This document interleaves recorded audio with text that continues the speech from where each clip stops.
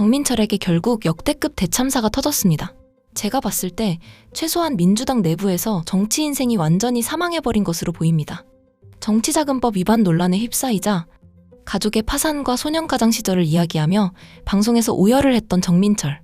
그런데 바로 오늘 매일신문에서 정민철에 관한 충격적인 단독 보도가 터졌습니다.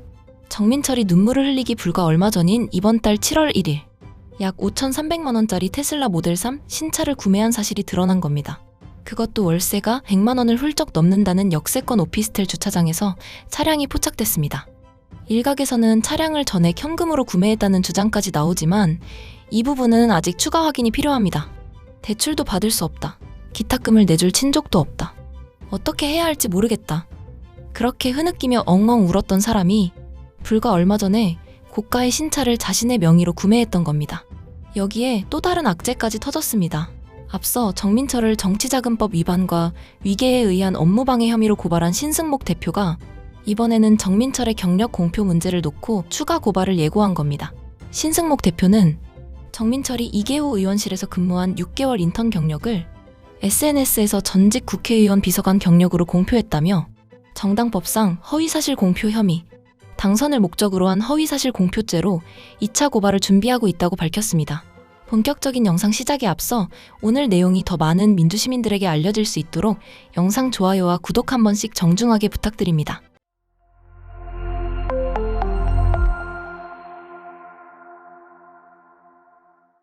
먼저 분명하게 말씀드리겠습니다. 정민철이 고가의 수입차를 타는 것 그 자체는 아무런 문제가 아닙니다. 월세가 100만 원이 넘는 역세권 오피스텔을 사용하는 것도 마찬가지입니다. 자신이 방송에 출연하고 일해서 번 돈으로 테슬라를 샀다면 누가 무슨 자격으로 그 소비를 비난하겠습니까? 오히려 열심히 일해서 돈을 벌었고 25살의 나이에 5천만 원이 넘는 자동차를 살 정도로 성공했다면 당당하게 자랑하면 됩니다. 나는 방송에 수백 번 출연해 돈을 벌었고 그 돈으로 내가 원하는 차를 샀다. 그러면 끝입니다.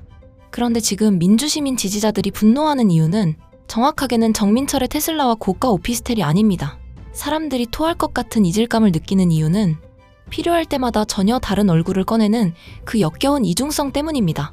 자신의 소비를 설명할 때는 성공한 정치평론가, 수백 회 방송에 출연해 정당하게 돈을 번 능력 있는 청년이랍니다.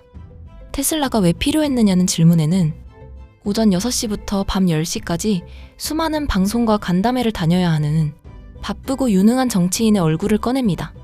그런데 정치자금법 문제가 터지자 갑자기 얼굴이 바뀌었습니다. 가족이 파산했다. 집에 빨간 딱지가 붙었다. 나는 소년가장이었다. 대출도 받을 수 없다. 기탁금을 도와줄 친족도 없다. 이제 어떻게 해야 할지 모르겠다. 성공한 방송인은 사라지고 세상 어디에도 기댈 곳 없는 가난하고 외로운 청년만 남았습니다. 자동차를 설명할 때는 자신의 능력과 소득을 말하고 정치적 책임을 설명해야 할 때는 가족의 가난과 과거의 상처를 말합니다. 성공은 자신의 능력이고 곤란함은 사회의 구조 탓이며 그 구조를 바꿔서 생기는 혜택은 자신이 가장 먼저 받는 이 역겨운 이중성, 기가 막힌 정치적 재테크입니다. 잘된 일은 자신의 실력이고 잘못된 일은 청년 정치의 구조적 장벽입니까?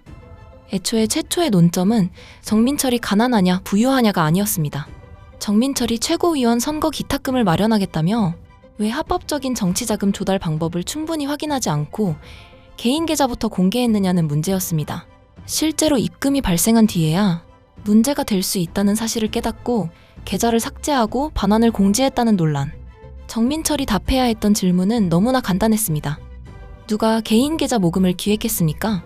왜 정치자금법 검토를 하지 않았습니까? 정확히 얼마가 입금됐습니까? 입금된 돈은 전부 반환됐습니까? 과거에도 정치활동과 관련해 개인 계좌로 돈을 받은 적은 없습니까? 그런데 정민철은 이 질문에 제대로 답하는 대신 울었습니다. 법을 물었더니 가족사를 말했습니다. 개인 계좌를 물었더니 소년가장 시절을 말했습니다. 입금된 돈을 물어야 할 순간에 집에 붙었던 빨간 딱지와 부모님의 파산을 꺼냈습니다. 정치자금법 위반 의혹이 어느 순간 가난한 청년의 출마를 가로막는 잔인한 제도의 문제로 바뀌었습니다. 이것이 단순한 감정의 폭발이었는지 아니면 정치자금법 논란을 청년 기탁금 논쟁으로 바꾸기 위한 의도적인 논점 전환이었는지는 정민철 본인이 가장 잘 알 겁니다. 개인 계좌 모금의 적법성을 묻던 여론은 청년 기탁금의 적절성을 논하기 시작했습니다. 정민철의 책임을 묻던 질문은 청년 정치인을 돕지 않는 민주당의 구조를 비판하는 방향으로 바뀌었습니다. 이재명 대통령까지 반응했습니다. 청년 후보의 기탁금 부담이 커졌다며 후원 계좌라도 홍보해주고 싶다는 취지의 글을 올렸습니다.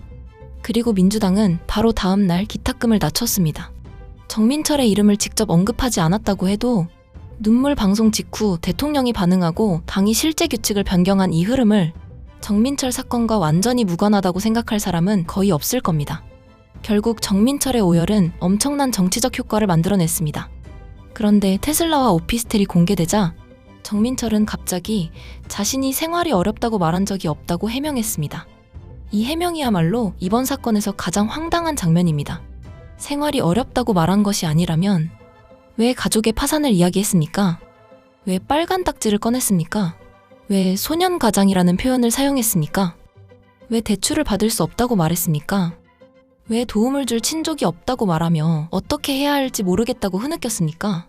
구조적 문제를 말하고 싶었다면 원외 후보에게 후원의 설치가 제한되는 문제, 현역 정치인과 원외 정치인의 자금 조달 격차, 청년 후보에게 과도한 기탁금이 요구되는 문제를 차분하게 설명하면 됐습니다.